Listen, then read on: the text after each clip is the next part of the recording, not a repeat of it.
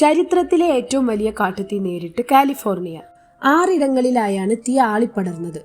ചെകുത്താൻ കാറ്റെന്ന് വിളിക്കുന്ന സാന്റാ ആന കാറ്റാണ് കാട്ടുതീകൾക്ക് പിന്നിൽ. സാന്റാ മോണിക്കയ്ക്കും മാലിബുവിനുമിടയിൽ 19,978 ഏക്കർ സ്ഥലമാണ് കത്തി നശിച്ചത്.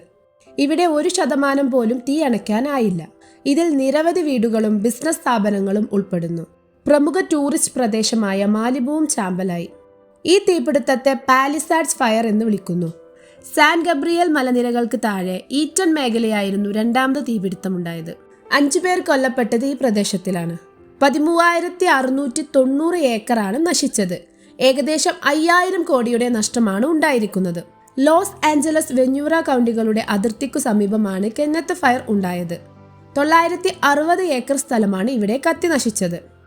വുഡ്ലാൻഡ് ഹിൽസിലെ വാനോവർ സ്ട്രീറ്റ് ദക്ഷിണ മേഖലയിലുള്ളവരെയും തെക്കൻ ഭാഗത്തെ ബാർബാങ്ക് ബൗളവാൻഡ്, കൗണ്ടി ലൈൻ റോഡ് എന്നിവിടങ്ങളിലെ ആളുകളെയും നിർബന്ധമായും ഒഴിഞ്ഞു പോകാൻ ഉത്തരവിട്ടിട്ടുണ്ട്.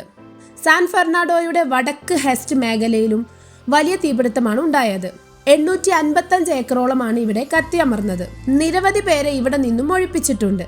ഹോളിവുഡ് ഹിൽസിൽ ഉണ്ടായ തീപിടുത്തമാണ് ഏറ്റവും ഒടുവിലേത്.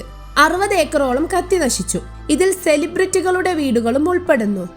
താരങ്ങളായ Paris Hilton, Billy Crystal, James Woods എന്നിവരുടെ വീടുകൾ പൂർണ്ണമായി കത്തി നശിച്ചു. Steven Spielberg, Ben Affleck, Tom Hanks എന്നിവരെ സ്ഥലത്തു നിന്നും ഒഴിപ്പിച്ചിട്ടുണ്ട്. വേനൽക്കാലമായതിനാൽ വെള്ളമില്ലാത്തത് രക്ഷാപ്രവർത്തനത്തെ ബാധിക്കുന്നുണ്ട്. നിരവധി പ്രമുഖർ കാലിഫോർണിയയിലേക്ക് സഹായവുമായി രംഗത്തെത്തിയിട്ടുണ്ട്.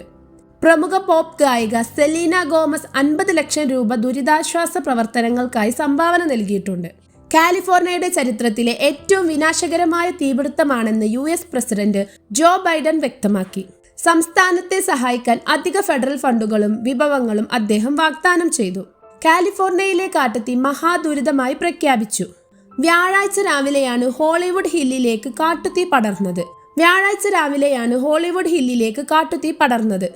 ഹോളിവുഡ് സെലിബ്രിറ്റികളുടെ ഉൾപ്പെടെ ആഡംബര വീടുകളെ വിഴുങ്ങിക്കൊണ്ട് പ്രശസ്ത ഹോളിവുഡ് ബോർഡിലേക്ക് കാട്ടുതീ നീങ്ങുകയാണെന്നാണ് റിപ്പോർട്ടുകൾ. ഇനിയും കൂടുതൽ മരണങ്ങളും നഷ്ടങ്ങളും സംഭവിക്കാതിരിക്കട്ടെ.